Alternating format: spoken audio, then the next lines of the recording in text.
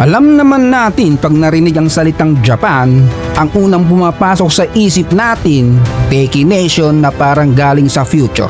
May bullet train na mas mabilis pa sa chismis, may robot na marunong magluto ng ramen, at syempre mga kinakalokohang anime. Malinis ang kalsada, walang palyang tren, mahabang krimen at disiplinado ang mga tao. Parang perfect na bansa. Pero syempre hindi lahat ng kumikinang ay ginto. May isa pang mukha ang Japan na halos hindi mo makikita. Mas blurred pa sa paborito mong panoorin na di mo kayang aminin.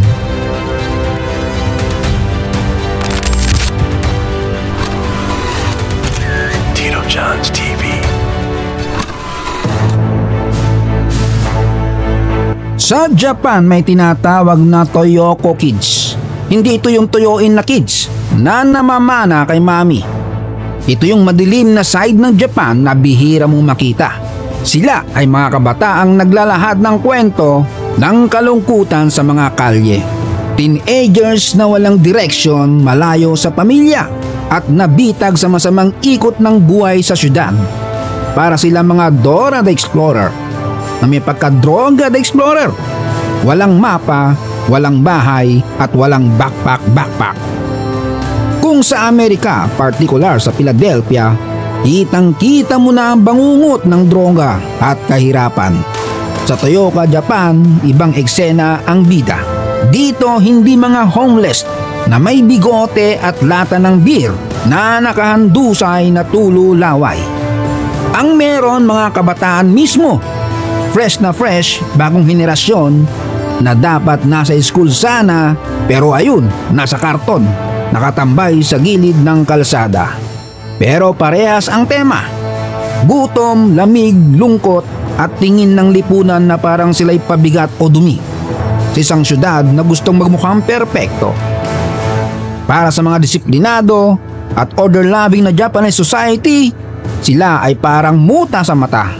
Parang bubble gum na dumikit sa bagong sapatos. Ayaw aminin, ayaw makita, nakakahiya daw. Pero para sa mismong mga bata, ito lang ang natitirang tahanan. Kung saan hindi ka itataboy, kung saan kahit papano, tanggap ka kahit pa sidewalk lang ng Kabukicho.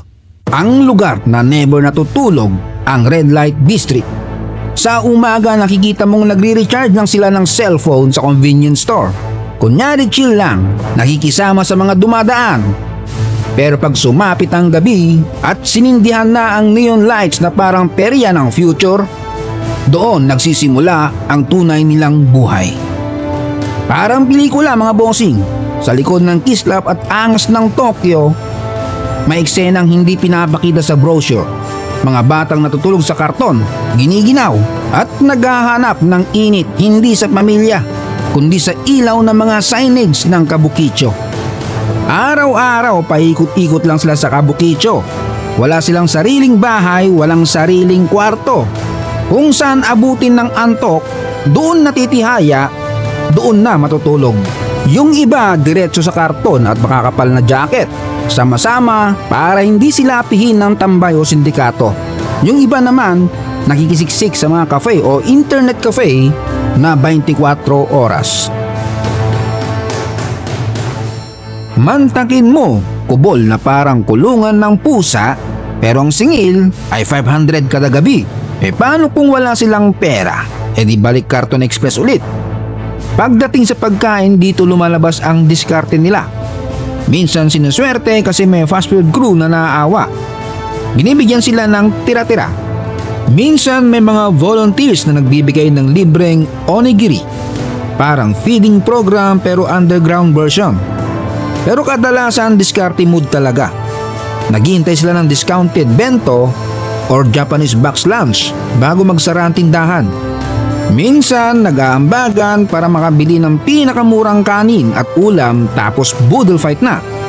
Parang barkadahan sa kanto pero survival edition.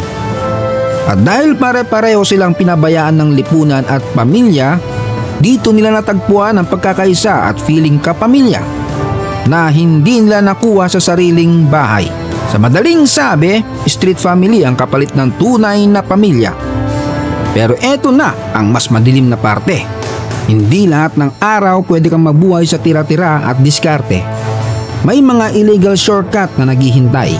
Andyan yung prostitution, droga at karahasan. Yan ang tatlong halimaw sa likod ng neon lights ng Kabukitso. Para sa mga batang babae, minsan wala ng ibang choice. Wala silang diploma, wala silang skills. Kaya para makakain o makabayad ng upa sa cafe, nagbebenta sila ng sarili nila. Ang kita, pangkain, pangyosi o pangrenta ng matutulugan.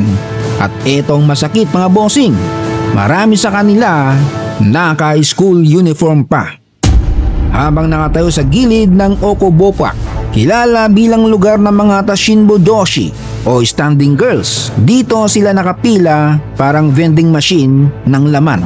Naghihintay ng mga titong may bembang budget.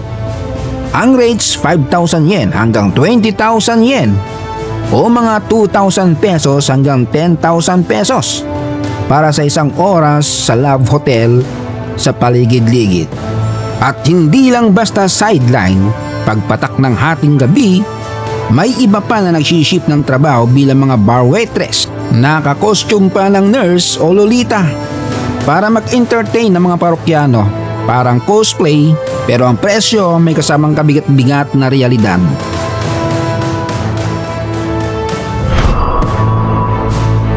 Next ay ang droga. Pero teka, hindi ito shabu o marijuana tulad ng usual. Dahil sobrang higpit ng Japan sa narcotics, over-the-counter drugs ang naging bisyo.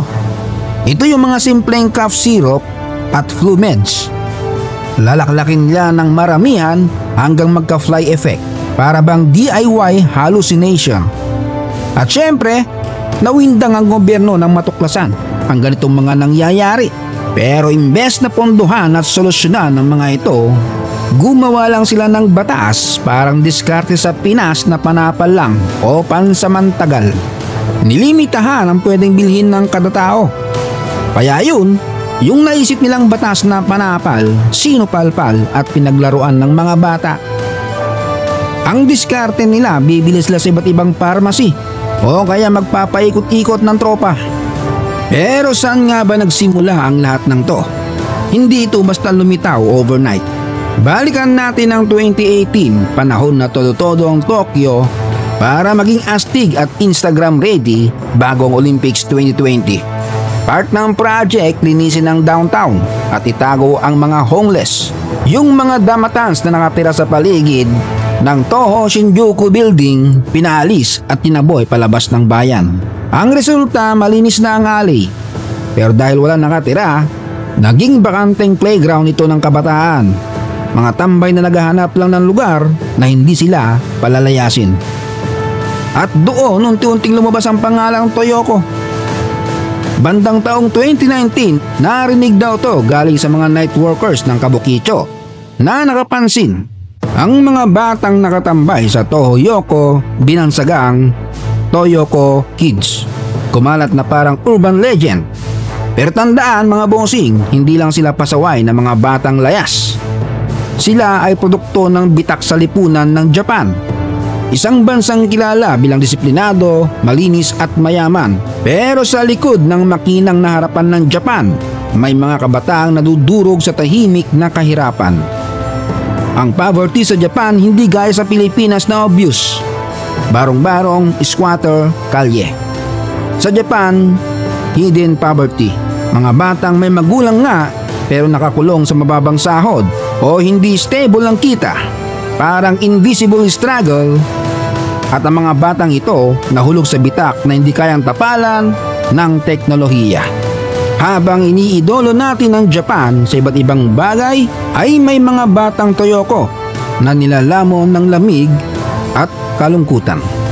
Ito ang Tito Jones TV at ito ang kwento ng Toyoko Kids, ang madilim na mukha ng Japan. Kung nagustuhan nyo ang video na to, don't forget to like, comment at subscribe.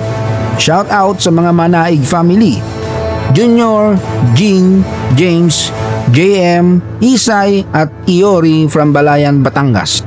May si Haison Swazula ng Pagadian City, Zamboanga del Sur. Alan Menjola ng GMA Cavite, kay Doktora Mika Bulandos, Rebecca Valderrama Vlog ng Gumaka, Quezon, at happy birthday kay Cap Cleaning and Ukay Ukay Hunting. Salamat sa panonood, hanggang sa muli.